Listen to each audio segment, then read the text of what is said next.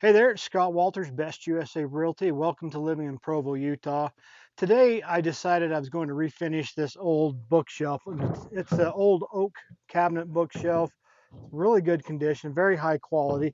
The reason I decided I'd show you this process is because if you buy a home safe somewhere from the 90s on down, it's very high likelihood that you're going to buy a house that's got all of the kitchen cabinets, the bathroom cabinetry is all going to be this honey oak color. And if you want to refinish it, the process that I'm doing on this oak shelf is exactly the same process that I would do on those kitchen cabinets or those bathroom cabinets. I've actually done that throughout my entire home. And so this bookshelf was in my house and now it kind of looks out of place where it's oak.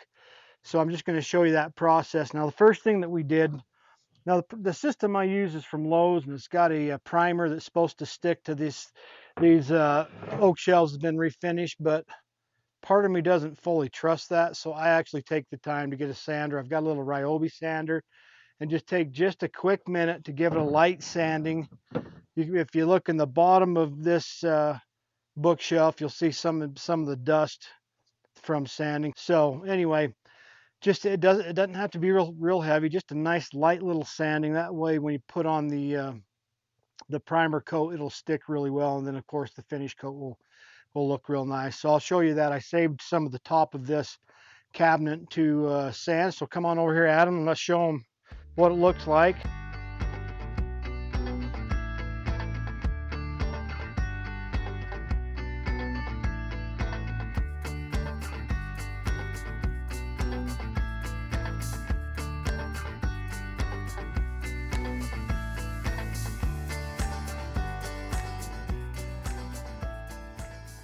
All right, the next step is now to just vacuum everything out and wipe everything down. We've already wiped down the shelves that go inside this bookcase, but there's a lot of dust and stuff and in the corners, so I'm going to use this shop vac. We're going to vacuum it up, and then I've got a wet rag. We'll go down, make sure we wipe everything out. It's really important that you have the dust and the dirt out so that you have a really good surface for the paint to stick to. Otherwise, you can have areas where the paint can peel off and come off. So just take the time to clean it up. I know it's always kind of a pain to do that, but it's really critical for a really good finish. So I'll start cleaning.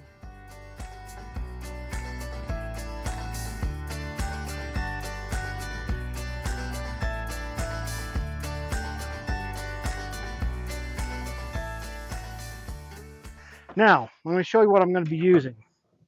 And this is not it. This is an inexpensive one I got at Harbor Freight. I would not even waste my money on it. I think perfect for maybe like doing stains or something, like for staining your fence. But for a project like this, you want a really good quality. I highly recommend getting these. This layout here, I've used this a ton, as you can see. It's powered by a DeWalt.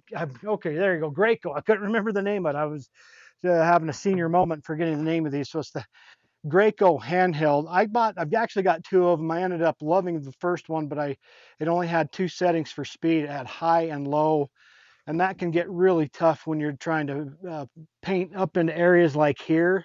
Sometimes the low speed was too low, and then it wasn't spraying well, and then the high speed is just too high, and it's dripping and makes a miss. One thing I like about this one, you probably can't see it, but it's got a dial from 0 to 10 here that you can adjust the spray to. And so that's why I love this Graco handheld with the adjustment. And of course, with the DeWalt batteries that last forever. All you got to do is take this off. This is what you end up filling. This is your little paint reservoir. This is where I'll be putting the paint in here. Fits on here, and you prime it up. And it's going to take me probably 2 or 3 times of filling this up to be able to cover this amount of area with paint. How many coats? I'll do one primer coat, and I'll do fairly heavy on the primer. Then that makes it so I really am able to get away with just doing one finish coat. And if I end up having any runs or anything like that, which happens sometimes, you spray it too heavy in an area, I can show you how I fix that. But all right, guys, I wanted to show you something. When I first painted shelves and cabinet fronts, I couldn't figure out the best way to paint them, and so I actually just took my cabinet fronts off and laid them flat on sawhorses, kind of like I've got this bookshelf up on sawhorses, and I sprayed the one side and let it dry, and then the next day came back over and flipped them over and painted the other side. Not very effective because inevitably the paint on that other side always sticks and you got to do touch-ups. And so then I started doing this. I went to Walmart. I can't remember what I paid for these, but I bought a couple of these garment racks and ended up putting my shelves on hangers and hanging them on here, and it makes it a lot easier because this way when I spray them I can actually come up here and I can spray the whole thing in one turn, and then it's got a place to dry. So this is the system. I'm going to show you how I do that. So I get some hangers, end up setting them up right here in the middle of the shelf, and I'm just going to drill a little pilot hole right here with this, and I'm going to come kind of more towards the end of the hanger. We're just going to go in just a little bit. Same thing on this other side. This makes it so that when you take these little hooks, I just bought some cheap hooks down at Ace Hardware. By pre-drilling it, these go in a lot easier, and then they don't split your wood out. Okay, so one thing I wanted to point out when you're drilling the pilot holes in here, notice this is the back of the shelf. So I don't drill a hole in the front because this is what's going to be seen on the front of the shelf. So since these are drilled in the back, doesn't matter, nobody ever sees those holes. I mean, if you wanted to fill them in with some DAP or putty and just touch those up with paint when you're done, you could, but it doesn't matter. When I'm done, it's all painted. I just unscrew all those hooks and put these shelves back in place. You never see it, doesn't matter, but just something to keep in mind. Make sure that when you're doing it, don't drill the holes in the side that's going to be to the front that'll be seen. And on my other Ryobi, I've got a little attachment. I can't even remember what to call this. I saw this on one of those infomercial years ago. So I can just put this on here. Set them up in the same position. Now we can take the hanger, put it on there, and now there we go. We're ready to paint these. I've got 2 more shelves, so I'll do that to the other 2 shelves, and we'll get that painted. Anyway, this makes your life a ton easier when you're doing, whether it's a kitchen cabinet front that you took off or these bookshelves. This is a big time saver in repainting them. I showed you how I put these together for hanging the cabinets. One thing I failed to mention was hangers. Hangers are really important. Plastic hangers just are not strong enough for this, neither are the metal hangers. And so I got some wood hangers. I definitely got some inexpensive ones at Walmart. They actually fell apart because they just had one little nail holding together. So I had to reinforce them with some duct tape, and then they've been fine. So in other words, what I'm saying is you need to have really strong hangers for this to work, otherwise they'll just break and then frustration ensues. But with these being reinforced with duct tape, they work just fine. It's actually a good day to paint because the paint will dry quickly. I'm just hoping that my paint sprayer works because my boy claims he didn't use it, but he did and didn't clean it very well, so I'm a little worried about it.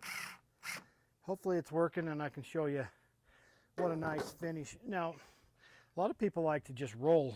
They just will get paint rollers and roll it out. But if you want a really nice finish that looks like a professional did it, that's what a paint sprayer will do. It's going to give you the closest to a professional finish you can get. I mean, if you hire someone that's got expertise in painting with lacquer, that'll be your best finish. That'll be your most shine finish. But if you don't want to spend that kind of money and have a pro come do it and still have it look really good, get yourself a good handheld paint sprayer. Well, I'm doing this outside, right? So you need to have it to be at least 55 degrees plus for the paint to dry well. Otherwise, it's just not going to dry very good. Now, come on over to our setup here. We're just about ready to spray, but I wanted to show you some of the things that I've got. One, I've got kind of my paint clothes on, stuff I don't care that gets messy. I've got a mask, gloves, kind of save your fingers. But the other thing is, the paint. Here's the paint. This is the primer coat that I'm using, and I popped can you see that down in there? So you see how that this thing's been sitting for a while and the paint's not very smooth. So you've got to make sure that when you're ready to go, that you got to get in here and just stir till this is really super, I guess, liquidy or thin. that you don't have any lumps in it. Otherwise, if you've got lumps and stuff like that in there, it's not going to pour, it's not going to spray, it's a total pain. I actually took the lid off here, and you can see all the lumps that were in that. This is some older paint, so I'm not sure that I'm going to use that. I might just keep that for touch-up and use the new stuff I've got over here. But so this is going to take me a minute to get this really good and smooth. So I'm getting the, I've mixed up the primer coat. That's what we're going to deal with first, but this is the finished coat. I bought this probably 6 months ago. It's been sitting in the garage. I probably should have had it in the house. One of the things when you buy the paint, they've got a shaking machine at the store to shake it up and mix it up. A lot easier than doing what I'm doing, but it's okay. We can stir it, kind of get it ready to go for when we're ready for that. All right, I'm going to show you how I get my Graco handheld spray machine going here. This is our reservoir here. I'm assuming that's about a quart worth of capability. Now this is a nice thing about the Graco is you don't have to like mix or dilute the paint for it to go through. This primer coat's pretty darn thick, but the Graco will still send it through the machine. That's not the case with some of the cheaper brands of paint sprayers. You're going to have to dilute it, and it's just kind of a pain. I don't even want to mess with that. So once you get that in there, and then you get the lid on tight, you see this, it's going to fit in right, there's a little notch here, right here. It's going to go right in by that little black cap, and then we'll just spin the thing to the right. I got to have this down in order to prime it so we can get all the air out of it. I'm going to pop open this cap right here, Adam. Got to have that cap, and then you just kind of tilt the paint forward and then just squeeze the air out of this container here. This is a very soft container. I squeeze it till paint kind of comes up into that cap. Once I do that, I've kind of squeezed the air out, and I put the cap back down. Now I'm going to hold the trigger down for about 10 seconds, and that should prime this. You hear that change? Made a little change, so now I can flip it up to spray. Now I'm just going to test it here on the grass just a little bit. So that's good to go. Now we're going to put a coat on here. I've got that up at 4. I'm going to drop it down to 3 so that it'll not splotch up on these shelves. So here's one thing: you don't just start right here and go. You want to start below it and come up into it. If you try to just start straight on it, you're going to get a big stream of paint that goes right on here, and it's going to look horrible. So you want to make sure you kind of start below it. In fact, squirt that out. So that happens sometimes. There's a clump of paint, which I wasn't too surprised about because what I'm using is a little thick and hasn't been stirred up super good. So I was able to flip this around, spray out the glob. Now it's ready to go. So I've got the pressure down a little bit, and here we go.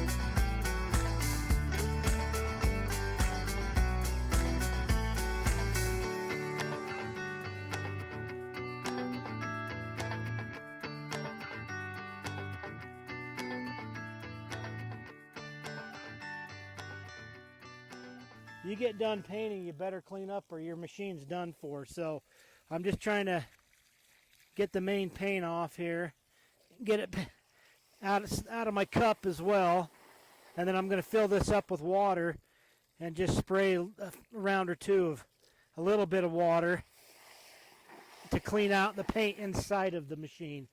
Because remember, this is a primer coat, and although I'm doing my next coat is the finish coat, it is white, but I want to make sure that this is clean first. It's really important when you're using a different color too, you know.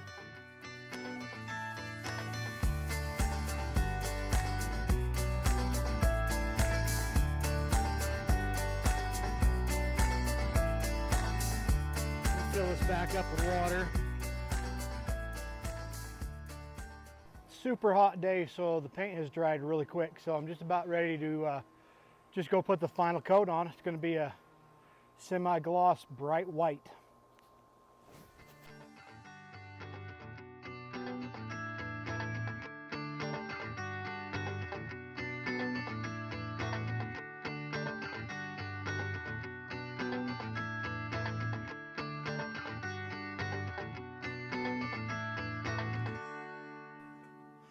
All right, that turned into about a 7 or 8 hour project because my daughter also had one of these old bookshelves in her room that she wanted painted, so she brought it out, helped me sand it and get it ready.